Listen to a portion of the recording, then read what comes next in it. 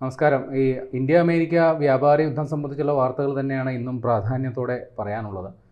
രണ്ട് കാര്യങ്ങളാണ് ഇന്നത്തെ ഏറ്റവും പ്രധാന ചർച്ചാ വിഷയം. ഒന്ന്, അമേരിക്കൻ പ്രസിഡന്റ് ഡൊണാൾഡ് ട്രംപ് റഷ്യയിൽ നിന്ന് ക്രൂഡ് ഓയിൽ വാങ്ങുന്ന രാജ്യങ്ങൾക്കെതിരെ വീണ്ടും നികുതി പ്രഖ്യാപനം നടത്താൻ ഒരുങ്ങുന്നു എന്നുള്ള വാർത്തകളാണ് വരുന്നത്. അതേസമയം തന്നെ ട്രംപിൻ്റെ ഈ നികുതി പ്രഖ്യാപനം ട്രംപിന് തന്നെ പണിയാകാനുള്ള സാധ്യതയുണ്ട്. കൃത്യം പറഞ്ഞാൽ അമേരിക്കയിലെ സുപ്രീം കോടതിയിൽ ഈ ട്രംപിൻ്റെ ഈ താരിഫ് ഏർപ്പെടുത്തിയ അല്ലെങ്കിൽ പ്രതികാര ചുങ്കം അത് ഏർപ്പെടുത്തിയ നടപടിക്കെതിരെ കേസ് സുപ്രീം കോടതി വരുന്ന 14-ാം തീയതി അമേരിക്കൻ സുപ്രീം കോടതി വരുന്ന 14-ാം തീയതി പരിഗണിക്കുകയാണ്. ഈ കേസ് എങ്ങാനും തിരിഞ്ഞു കുത്തിയാൽ നേരത്തെ ഫെഡറൽ കോടതികൾ ട്രംപിൻ്റെ ഈ ഉത്തരവ് അദ്ദേഹത്തിൻ്റെ അമിതാധികാര പ്രയോഗമാണ്, അല്ലെങ്കിൽ ഇത്തരത്തിൽ ഉത്തരവിറക്കാൻ പ്രസിഡന്റിൻ്റെ പദവിക്ക് അർഹതയില്ല, അവകാശമില്ല എന്ന് കണ്ടെത്തിയിരുന്നു. ഈ ഉത്തരവ് അമേരിക്കൻ സുപ്രീം കോടതി ശരിവെച്ചാൽ ട്രംപിന് ഉണ്ടാകുന്ന തിരിച്ചടി അത് ഭീകരമായിരിക്കും. കോടികളുടെ ഇതുവരെ ഈ പ്രതികാര ചുങ്കം ഇനത്തിൽ പല രാജ്യങ്ങളുടെയും കുത്തിന് പിടിച്ച് മേടിച്ച കോടിക്കണക്കിന് രൂപ തിരിച്ചു കൊടുക്കേണ്ടി വരും. പല കമ്പനികളും അത് തിരിച്ചു കിട്ടാനായിട്ട് അവകാശവാദം ഉന്നയിച്ച് രംഗത്ത് വരും എന്നുള്ള വാർത്തയും വരുന്നു. അപ്പോൾ നമുക്കത് വിശദമായിട്ട് തന്നെ പോകാം. കഴിഞ്ഞ ദിവസം ട്രംപിനോട് മാധ്യമപ്രവർത്തകർ ചോദിച്ചു, അതായത് റഷ്യക്കെതിരെ അല്ലെങ്കിൽ റഷ്യയിൽ നിന്ന് ക്രൂഡ് ഓയിൽ വാങ്ങുന്ന മറ്റ് രാജ്യങ്ങൾക്കെതിരെ, അതായത് ഇന്ത്യ, ചൈന അതേപോലുള്ള രാജ്യങ്ങളൊക്കെയാണല്ലോ റഷ്യയിൽ നിന്ന് ക്രൂഡ് ഓയിൽ വാങ്ങിച്ചുകൊണ്ടിരിക്കുന്ന ഈ രാജ്യങ്ങൾക്കെതിരെ അടുത്ത ഘട്ട താരിഫ് പ്രഖ്യാപനമുണ്ടോ എന്നുള്ളതാണ് ചോദ്യം. കാരണം നേരത്തെ ട്രംപ് ഇന്ത്യക്കെതിരെ ഒരു താരിഫ് ചുമത്തി, അത് വ്യാപാര കമ്മിയുടെ പേരിലാണ്. പിന്നെ 25% കൂടി ചുമത്തിയത് റഷ്യയിൽ നിന്ന് ക്രൂഡ് ഓയിൽ വാങ്ങിക്കുന്നത്. അപ്പോൾ ഈ ക്രൂഡ് ഓയിൽ വാങ്ങൽ പ്രകാരമുള്ള താരിഫ് പ്രഖ്യാപന പദ്ധതി പ്രകാരമുള്ള ആദ്യഘട്ട താരിഫാണ് ഇന്ത്യക്കെതിരെ ചുമത്തിയേക്കുന്നത്. ഇതിൻ്റെ രണ്ടാം ഘട്ടമുണ്ടോ എന്നാണ് മാധ്യമപ്രവർത്തകർ ട്രംപിനോട് ചോദിച്ചത്. അപ്പോൾ ട്രംപ് കൊടുത്ത മറുപടി യെസ് ഐ ആം, എന്ന് വെച്ചാൽ ഞാനത് ചുമത്തും, അതിനു വേണ്ടിയിട്ടുള്ള ആലോചനയിലാണ് താൻ എന്നാണ് ട്രംപ് മറുപടി കൊടുത്തത്. ഇതിനൊരു കാരണം കൂടിയുണ്ട്. കാര്യം ട്രംപ് വലിയ അസ്വസ്ഥനാണ്. കാരണം ട്രംപ് ഈ ഉക്രൈനും റഷ്യയും തമ്മിലുള്ള യുദ്ധം ഇപ്പോൾ പരിഹരിച്ച് കളയാമെന്ന് കരുതി പുടിനെ പലതവണ ഫോണിൽ വിളിച്ചു. പുടിൻ അത് ചെവിക്കൊണ്ടില്ല, ട്രംപിന് അനുകൂലമായ മറുപടി കൊടുത്തില്ല. അവസാനം മനസ്സില്ലാ മനസ്സോടെ പുടിൻ അമേരിക്കയിൽ ചർച്ചയ്ക്ക് വന്നു. പക്ഷേ അത് ട്രംപിൻ്റെ വിജയമായിട്ടല്ല, പുടിൻ്റെ വിജയമായിട്ടാണ് ആ ഒരു വരവ് അല്ലെങ്കിൽ ആ ഒരു ചർച്ച ചിത്രീകരിക്കപ്പെട്ടത്, വ്യാഖ്യാനിക്കപ്പെട്ടത്. അന്താരാഷ്ട്ര മാധ്യമങ്ങളെല്ലാം തന്നെ ആ രീതിയിലാണ് റിപ്പോർട്ട് ചെയ്തത്. ഈ സമാധാനത്തിനുള്ള നോബൽ സമ്മാനം സ്വപ്നം കണ്ട് കഴിയുന്ന ട്രംപിന് അത് ഒരിക്കലും അംഗീകരിക്കാൻ പറ്റാത്ത സ്ഥിതിയായി. ട്രംപ് വലിയ രീതിയിലുള്ള ഒത്തുതീർപ്പ് ഫോർമുലകൾ പുടിന് മുമ്പിൽ വെച്ചു. പുടിൻ അത് തട്ടിക്കളയുകയും ചെയ്തു. ഇപ്പോഴും സമാധാനം കൊണ്ടുവരാനായിട്ടുള്ള ട്രംപിൻ്റെ പദ്ധതികളൊന്നും വിജയം കണ്ടിട്ടില്ല. ഉക്രൈൻ റഷ്യ സംഘർഷം വളരെ ശക്തമായി തുടരുന്നു. കഴിഞ്ഞ ദിവസത്തെ വാർത്തകൾ പ്രകാരം ഈ ഉക്രൈൻ റഷ്യ സംഘർഷം തുടങ്ങിയതിന് ശേഷമുള്ള ഏറ്റവും വലിയ ആകാശ യുദ്ധം, അല്ലെങ്കിൽ എന്താ പറയുക, ഏരിയൽ സ്ട്രൈക്ക്, അതാണ് റഷ്യ കഴിഞ്ഞ ദിവസം ഉക്രൈനിൽ നടത്തിയത്. ഉക്രൈനിലെ കീവ് അവരുടെ തലസ്ഥാനമാണ്.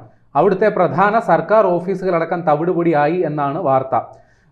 ഏതാണ്ട് 810 ഡ്രോണുകൾ ഉപയോഗിച്ചിട്ടാണ് റഷ്യ ഉക്രൈന് മേൽ കഴിഞ്ഞ ദിവസം ആക്രമണം നടത്തിയത്. 4 പേർ ഈ ആക്രമണത്തിൽ കൊല്ലപ്പെട്ടതായിട്ടാണ് ഔദ്യോഗിക വിവരം.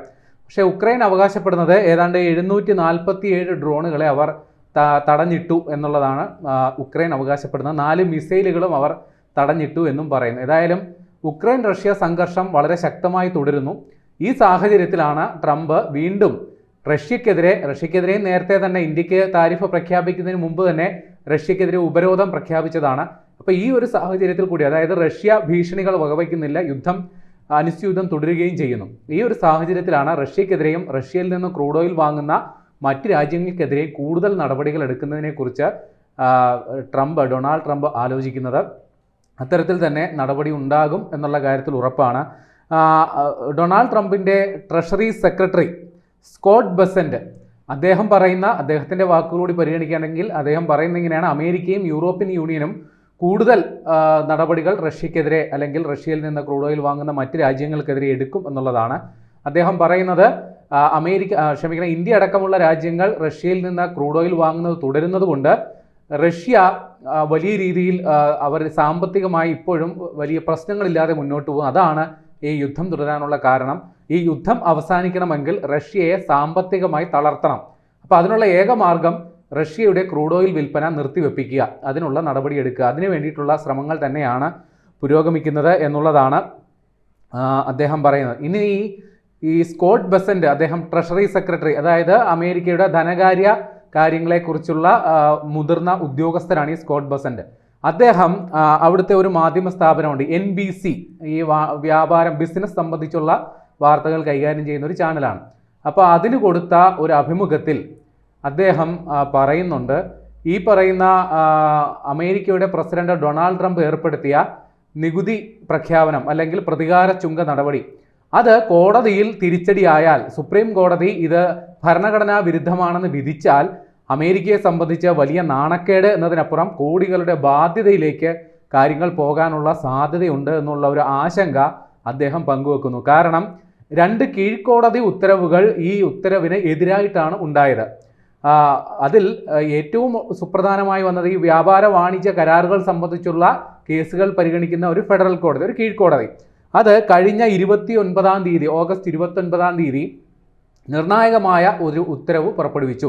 അതായത് 1977 അമേരിക്കയിൽ കൊണ്ടുവന്ന international emergency economic powers act, അതായത് അടിയന്തരാവസ്ഥ കാലത്ത് ഈ ഭരണാധികാരികൾക്ക് അസാധാരണ ഉത്തരവുകൾ പുറപ്പെടുവിക്കാനുള്ള അധികാരമുണ്ടല്ലോ.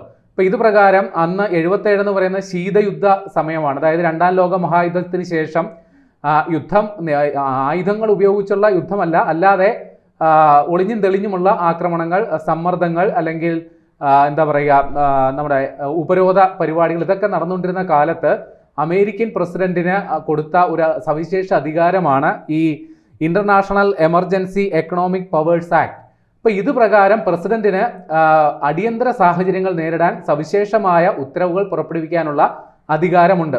പക്ഷേ എന്നിരുന്നാലും ഈ നികുതി പ്രഖ്യാപനം അല്ലെങ്കിൽ ഇതേപോലെയുള്ള താരിഫ് പ്രഖ്യാപനമൊക്കെ അമേരിക്കൻ കോൺഗ്രസിന്റെ അധികാരം, അതായത് അമേരിക്കൻ പാർലമെന്റിന്റെ പരിധിയിൽ വരുന്ന വിഷയമാണ്. അവിടെ ഒരു ചർച്ച ചെയ്യാതെ പ്രസിഡന്റിന് ഇത്തരത്തിൽ ഉത്തരവുകൾ ഇറക്കാൻ അവകാശമില്ല എന്നാണ് അമേരിക്കൻ ഭരണഘടന പറയുന്നത്. പക്ഷേ പല പ്രസിഡന്റുമാരും അതൊക്കെ മറികടന്നുകൊണ്ടുള്ള ഉത്തരവുകൾ ഇറക്കിയിട്ടുണ്ട്. ട്രംപാണ് അത്തരം ഉത്തരവുകൾ ഇറക്കുന്നതിൽ ഒന്നാമനായിട്ടുള്ളത്. കാരണം അദ്ദേഹം 2 ടേമായിട്ട് അമേരിക്കൻ പ്രസിഡന്റ് പദവിയിലെത്തി. അപ്പോൾ മാസത്തിൽ 1 വീതം അദ്ദേഹം ഇത്തരത്തിലുള്ള ഉത്തരവുകൾ ഇറക്കുന്നുണ്ട് എന്നുള്ളതാണ് നമുക്ക് മനസ്സിലാക്കുന്നത്. അപ്പോൾ ഇത് ചോദ്യം ചെയ്തുകൊണ്ടുള്ള കോടതി നടപടികളിൽ ഫെഡറൽ കോടതി, കീഴ്ക്കോടതി കഴിഞ്ഞ 29-ാം തീയതി പുറപ്പെടുവിച്ച ഉത്തരവ് പ്രകാരം പ്രസിഡന്റിന് ഇത്തരത്തിൽ ഉത്തരവ് ഇറക്കാനുള്ള അധികാരമില്ല. ഇനി ഉത്തരവ് ഇറക്കിയിട്ടുണ്ടെങ്കിൽ തന്നെ അത് അദ്ദേഹത്തിന്റെ അമിതാധികാര പ്രയോഗമാണ് എന്നാണ് കണ്ടെത്തിയേക്കുന്നത്. പക്ഷേ ഇത് കോടതി ഉത്തരവ് പ്രകാരം ഈ നികുതി നടപ്പിലാക്കിയതൊക്കെ ഉടനടി പിൻവലിക്കണം എന്ന് പറഞ്ഞിരുന്നു. പക്ഷേ അടുത്ത 14-ാം തീയതി, ഒക്ടോബർ 14-ാം തീയതി വരെ ഈ ഉത്തരവ് നടപ്പിലാക്കാൻ കോടതി സാവകാശം കൊടുത്തിട്ടുണ്ട്. അപ്പോൾ ഇതിനിടയ്ക്ക് വേണമെങ്കിൽ ട്രംപ് ഭരണകൂടത്തിന് സുപ്രീം കോടതിയെ സമീപിക്കുകയും ഈ കേസിൽ ഒരു അനുകൂല ഉത്തരവ് സമ്പാദിക്കുകയും ചെയ്യാം. ഇനി സുപ്രീം കോടതി ഉത്തരവ് പ്രതികൂലമാണെന്നിരിക്കട്ടെ, അങ്ങനെയാണെങ്കിൽ ആണ് പണി വരാൻ പോകുന്നത് ട്രംപിന്. ഇപ്പം കണക്കുകൾ പ്രകാരം കഴിഞ്ഞ ഓഗസ്റ്റിൽ മാത്രം $70 ബില്യൺ ഇത്തരത്തിൽ നികുതി ഇനത്തിൽ അമേരിക്കയിൽ കിട്ടിയത്. ഈ വർഷം ഇതുവരെ 70 ബില്യൺ കഴിഞ്ഞ ഓഗസ്റ്റിൽ മാത്രം കിട്ടിയത്. ഈ വർഷം മാത്രം $180 ബില്യൺ മൊത്തം നികുതി വരുമാനം കിട്ടിയപ്പോഴാണ് കഴിഞ്ഞ ഓഗസ്റ്റിൽ മാത്രം ഏതാണ്ട് അതിൻ്റെ പകുതിയോളം ട്രംപ് ഭരണകൂടത്തിന് കിട്ടിയത്. ഇനി ഈ പറയുന്ന രീതിയിൽ ഈ സുപ്രീം കോടതി നടപടി ഏതാണ്ട് 2026 പകുതി വരെ നീണ്ടുപോകും എന്ന് കരുതുക. സാധാരണ അങ്ങനെയാണല്ലോ, ഒരു കേസുണ്ടായാൽ അതിൻ്റെ വാദപ്രതിവാദങ്ങളൊക്കെ പൂർത്തിയാക്കി വിധി വരുമ്പോൾ കുറച്ച് താമസം ഉണ്ടാകും. അപ്പോൾ നമ്മൾ ഏകദേശം അടുത്ത വർഷം പകുതിയോടുകൂടിയാണ് ഇത്തരത്തിൽ സുപ്രീം കോടതി ഈ കേസിന് പ്രതികൂലമായി ഒരു വിധി പുറപ്പെടുവിക്കുന്നതിരിക്കട്ടെ. അങ്ങനെയാണെങ്കിൽ ട്രംപ് ഭരണകൂടം ഏകദേശം $750 ബില്യൺ മുതൽ ഏതാണ്ട് $1 ട്രില്യൺ വരെ പിഴ ആയിട്ട് അല്ലെങ്കിൽ മടക്കി കൊടുക്കേണ്ടി വരും എന്നുള്ളതാണ് ഏകദേശ അനുമാനം. ഇപ്പോൾ ട്രംപ് ഭരണകൂടം താരിഫ് ചുമത്തിയതോടുകൂടി അവിടെ ഇറക്കുമതി ചെയ്യുന്ന ഏതാണ്ട് 70% ഉൽപ്പന്നങ്ങൾക്കും ഇത്തരത്തിലുള്ള താരിഫ് ബാധകമാണ് എന്നുള്ളതാണ്. അപ്പോൾ വലിയൊരു തുക പിഴ ഇത്തരത്തിൽ ഇതിനോടകം തന്നെ പിരിച്ചെടുത്തിട്ടുണ്ടോ എന്നുള്ളതും വ്യക്തമാണ്. ഇനി ഈ സുപ്രീം കോടതി ഇത്തരത്തിൽ ട്രംപിൻ്റെ ഉത്തരവിന് എതിരായിട്ടൊരു വിധി പുറപ്പെടുവിച്ചാൽ ഇപ്പോൾ ഈ പ്രഖ്യാപിച്ചിരിക്കുന്ന 50%, 100% ഒക്കെ നികുതി നേരെ 16% ആ ഒരു ആവറേജ് ലെവലിലേക്ക് എത്തും എന്നുള്ളതാണ് വാർത്തകൾ പറയുന്നത്. അപ്പോൾ ട്രംപിനെ സംബന്ധിച്ച് ഇനിയുള്ള ദിവസങ്ങൾ വളരെ നിർണായകമാണ്. അദ്ദേഹത്തിൻ്റെ രാഷ്ട്രീയപരമായ അദ്ദേഹത്തിൻ്റെ പ്രസക്തി വലിയ രീതിയിൽ ചോദ്യം ചെയ്യപ്പെടുന്നു. അതോടൊപ്പം തന്നെ സുപ്രീം കോടതിയിൽ ഈ കേസ് വരുന്നു. ആ സുപ്രീം കോടതിയിലെ വിധി എന്തായിരിക്കും എന്നുള്ളത് ട്രംപിനെ സംബന്ധിച്ച്, അല്ലെങ്കിൽ ഇതുമായി ബന്ധപ്പെട്ട് ഇപ്പോൾ ഇത് ബാധിക്കപ്പെട്ടിരിക്കുന്ന ഇന്ത്യ അടക്കമുള്ള രാഷ്ട്രങ്ങളെ സംബന്ധിച്ച് വളരെ നിർണായകമായിരിക്കും.